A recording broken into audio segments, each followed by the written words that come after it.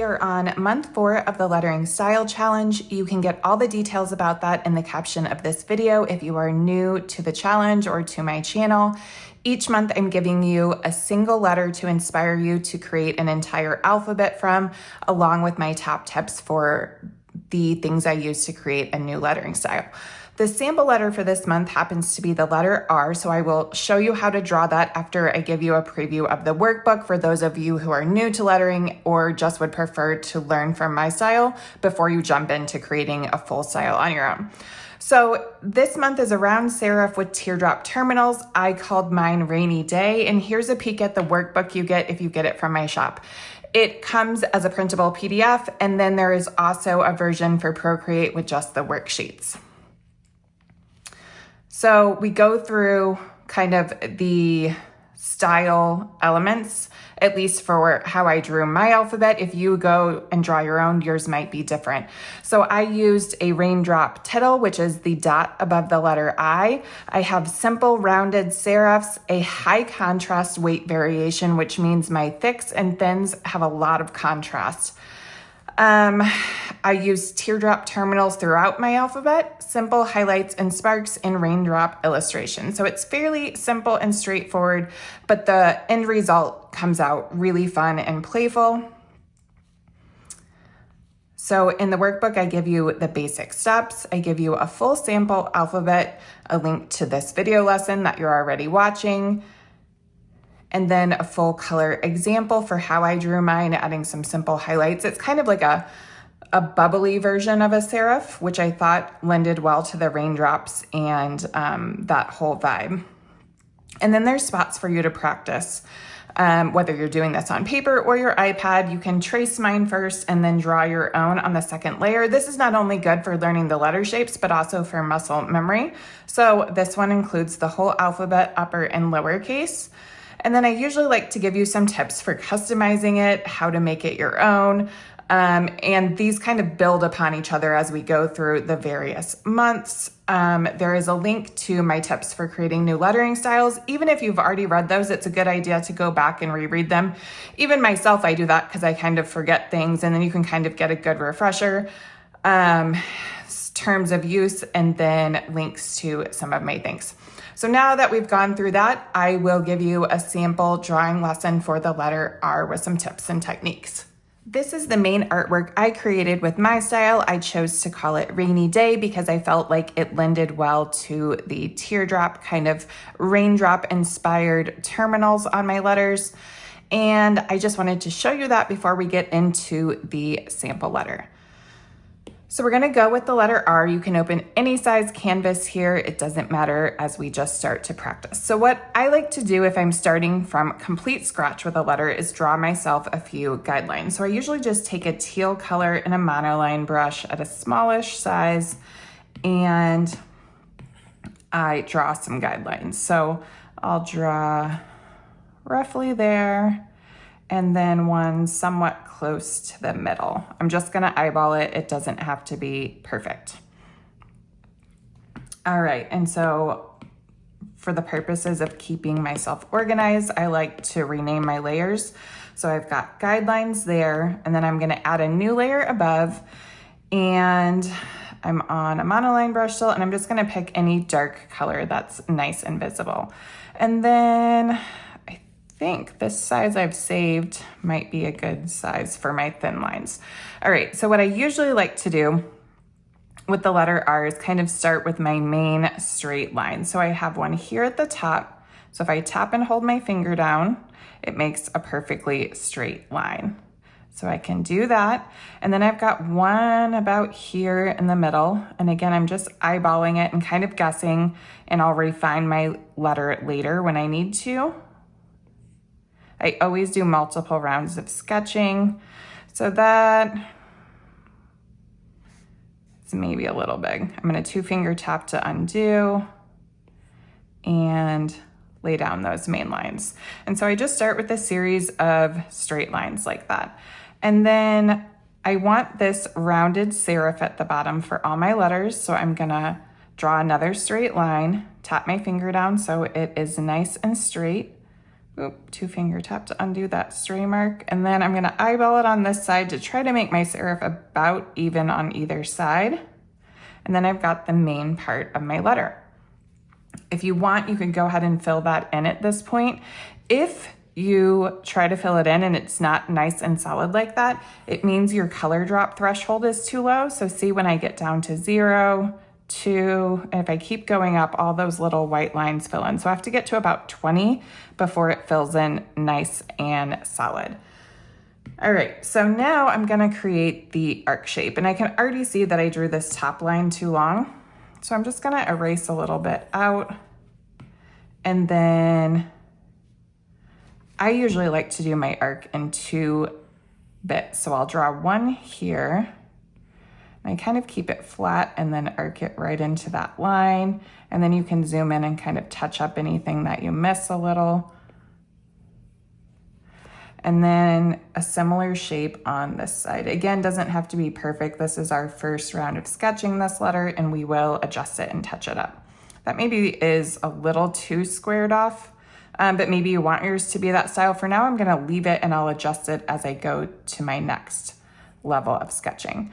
So again, I'm just gonna kind of eyeball my arc shape. If it comes out as an ellipse or an arc, you can click that edit button and kind of move things around and then fill it in. And then when you are drawing the leg of your R, it's usually coming perpendicular, not perpendicular, but at a nice angle from that corner. So I just kind of mentally visualize that. And then I'm just gonna think about drawing a kind of teardrop inspired shape that is still legible. Legibility is king for your letters. You always want them to be readable. So this one has an exaggerated tail. It comes out really far, which can be really fun, especially if you're gonna kind of, maybe I'm drawing the word read and I'm gonna stack my letters kind of playfully and fun. But if you need to put a letter close to it and you feel like, oh, I got that out too far, you don't always have to redraw it in the sketching phase. You can do the magic wand tool on freehand, circle it, tap your arrow, click freeform, and then just kind of scoot it in a little bit and adjust the angle if you need to.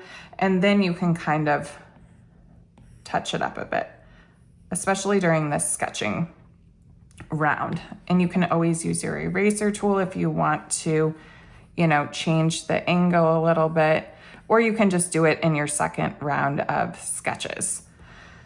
So that looks not too bad. I'll leave that for now. And then I'm gonna do the same thing at the top. So I usually turn my page, you know, sometimes if you're a righty, you might be turning your page this way. I'm a lefty, so I'm gonna go this way. And then again, I'm just gonna kind of create a fun teardrop shape. Sometimes it'll take you a few tries to get it like you really want it. I want that even a little more teardropped at the bottom, like that. And again, if you feel like it's out too far, you can do that selection tool and kind of adjust it to where you think looks better. And then before I resketch it, I like to do a little check on my line width. So I'll add a new layer above it. I'll grab like a pink color, and you can either draw a line or a dot, whatever helps you see your width. And then I can kind of see that's that wide, you know, kind of adjust your width. Everything doesn't have to be perfect depending on your letter style you're drawing, but if you want it to be a little more balanced, you can always add that.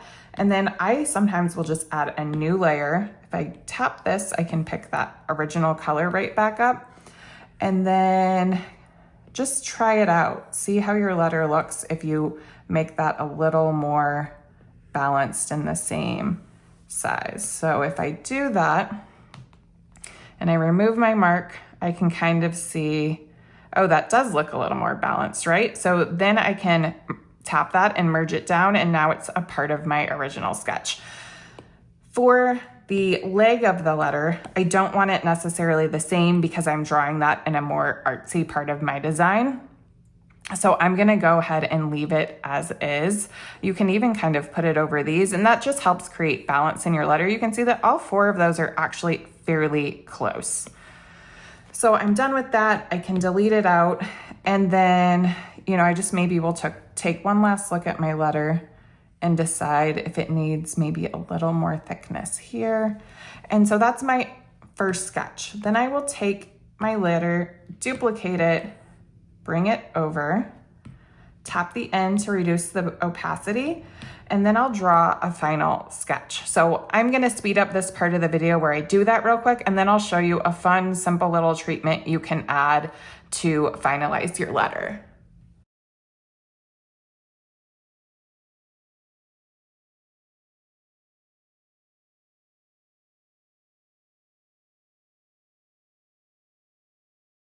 All right, I've got that done. So now I'm gonna rename. You can see I've got a lot of stuff going on. So that's my final letter. Actually, I'll just rename that R.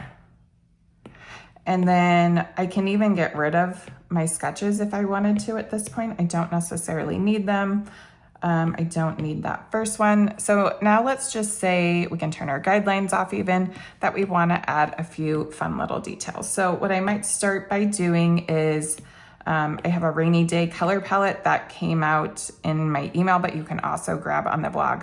So I'm just gonna grab one of these blues and drag and drop. Again, you wanna check if the lines aren't nice and solid. You just need to up your threshold by dragging your pencil along the page like that. And then a really easy way to add some extra detail is I am going to just take variations of that blue color and draw some raindrop splashes. And usually you want groups of 3. So I've talked about that a lot in my past videos, that what's usually most appealing to the eye visually is groups of 3 for design elements that are extra. All right, so I'll just start like that. You might want to play around with it and take more time. And maybe I want to make some of my drips different colors. Maybe I'll do some darker and leave one lighter. And then I usually like to add like a few little sparks. So I'll go to my Stardust kit, and I was using this stamp number 10 when I was doing my artwork before. And again, I'm just gonna pick some different colors. And these are all optional. You could draw them in as well. And again, I'm gonna think about adding groups of 3, but I'm gonna change up the size a wee bit so that it's a little more interesting to look at. And those you could make different colors as well to balance things out. You could add some hearts like I did in the original. You could add dimension to your letter. I chose to keep my dimension super simple, and I took this really light blue color. And back to my monoline brush, and I just added some really simple highlights. So I made my brush nice and small, and then I would just draw some highlight details.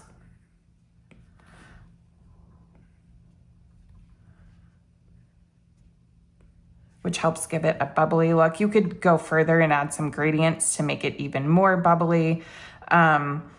And then I like to add some details on my raindrops. So I would usually add a new layer above my raindrops, tap on it to create a clipping mask, which just means anything I draw on this layer is gonna be confined to the layer below it. So anything I draw on layer 6 is gonna be confined to layer 3, which is my raindrop layer. So now I'm gonna grab just a blender brush, kind of a gradient color, and we'll start with this dark one actually. And I'm just gonna tap in. Can you see how it's darker there? And that'll just give it a little dimension. And then you could even add some highlight details. Go back to that lighter color, to your raindrops if you wanted to. And when I'm doing this, you know, live, I really do try to rename my layers and keep them super organized, because you can see how as you start to get multiple layers, it gets a little confusing. I don't want to bore you by, you know, slowing things down to show you renaming every layer, but I usually do. And then if you want to add in some of that brightness like we talked about, actually we didn't talk about that yet, but I like to add in, you know, it can get a little dark with all these blues and a rainy day. So I chose to bring in some brighter colors just to kind of lighten the overall mood. So for my rain boots and umbrella, I did like a goldy yellow, of course, and then some like peachy pinks for my hearts, and then some fun little rain clouds. And you can see I did some textures on those using the same methods we just did. So lots of layers, and I added some shadows in the background. That's the same stamp. I actually put them on my heart as well. So just things like that can really bring your letter to life. So I might, add a couple hearts around it. I'll show you another example. Let's see. I don't know where I put it. It might be hidden on this. This is when I was working on, oh, it is. All right, so this is when I was working on the full color alphabet and some variations for the workbook. So I did a version of the title where every letter is a slightly different shade of blue, some simple highlights, and then just some simple sparks and hearts to kind of make it a little more feminine and fun, which my style really tends to be a little girly, admittedly. So I hope you have fun with that. I hope those tips help you. You can change up your widths and make yours different than mine. In fact, I hope that you do do what you want to do, what works well for your style, especially when you get to the part of creating your own alphabet, which I hope you do as well. But if you do use this exact style, I would love to see it. So tag me on Instagram at @ByDawnNicole, and I will see you next month for yet another style.